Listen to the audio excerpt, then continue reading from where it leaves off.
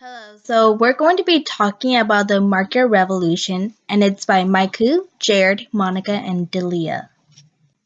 So the purpose of this presentation is to demonstrate about the effect on how it's like during the capitalism. And also, we're going to demonstrate about how each different classes, like the low, middle, and high classes, are treated during the working industry during that time period. And while we're demonstrating about those two things, we're going to be focusing on why it happened, what is happening, and how did it happen, and who is relating to the problems.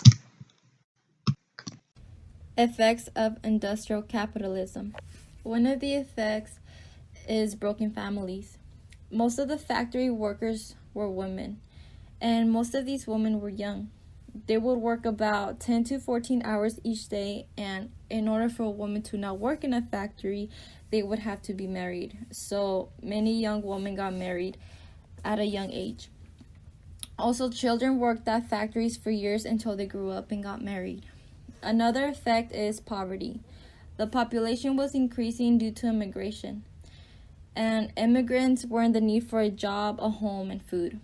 Although many workers were unemployed and their wages were relatively low when they did work, this caused them to fall under the poverty line, which caused them to be homeless and led them to starvation. Another effect is crime and violence. Social change caused criminal behavior, and people who fell under the poverty line would sometimes have to steal in order to survive.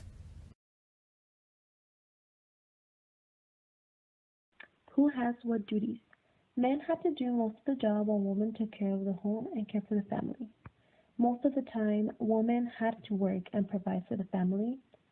Managers perceived that ladies and kids did not deserve to be paid as the same as men. The Industrial Revolution totally changed the job of the family. In customary rural society, families cooperate as a unit of manufacture, tending to fields, waving sweaters, or keeping an eye on the flame. Ladies could parent and furthermore assume a job in delivering nourishment or products required for the family's needs. So ladies had to do a lot back in the Industrial Revolution to provide for the family as well as the men, even though the wages were low. Many regular worker families lived from one another and needed all the necessary salary they could receive, which frequently implied having all the individuals from the family, including the ladies, the youngsters, work for wages.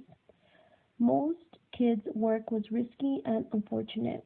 By the 19,000, almost 1 out of 5 kids at the age of 10 through 15 was utilized and eligible to work. Work consisted of factories, mines, and textile. Who makes the promises? The first party is the House of Refuge. House of Refuge was an institute that cared for young boys and girls and gave them a home where there was support, education, and discipline that taught them to take care of themselves. The House of Refuge bought machines and built them up for the boys to use, and all the boys had to do was construct the parts to make the yarn usable for the machines to produce cloth, which was the moneymaker at the time. The second party is Moses Spear. Moses Spear ran the business of making children work. In other terms, Moses Spear was a pimp of the House of Refuge. While he made boys work for long hours and paid them very little, he profited money off the production of cloth. He chose only the top boys to work, and 30 boys worked for 3 years, which was a 9-hour work days, which with scattered pay.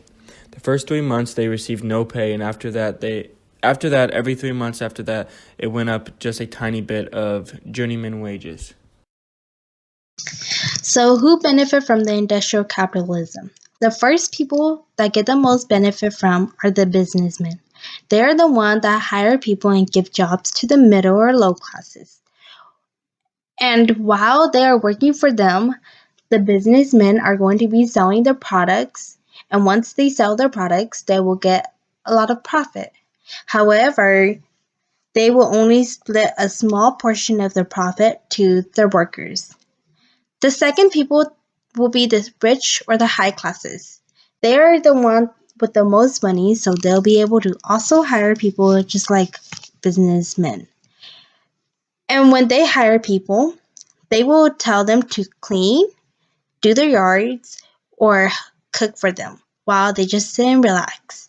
In addition, they pay their workers however they want. For example, they can just pay their workers $1 a day and no one would complain. The government can also get benefit from the people by asking for taxes.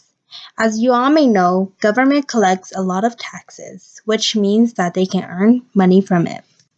Last but not least, owners can get good benefits too. Just like businessmen, they give out places to people to live, and they also ask for rent every month, which means that they will earn a lot of benefit from just making a place for some people to live. And this concludes our presentation. Thank you.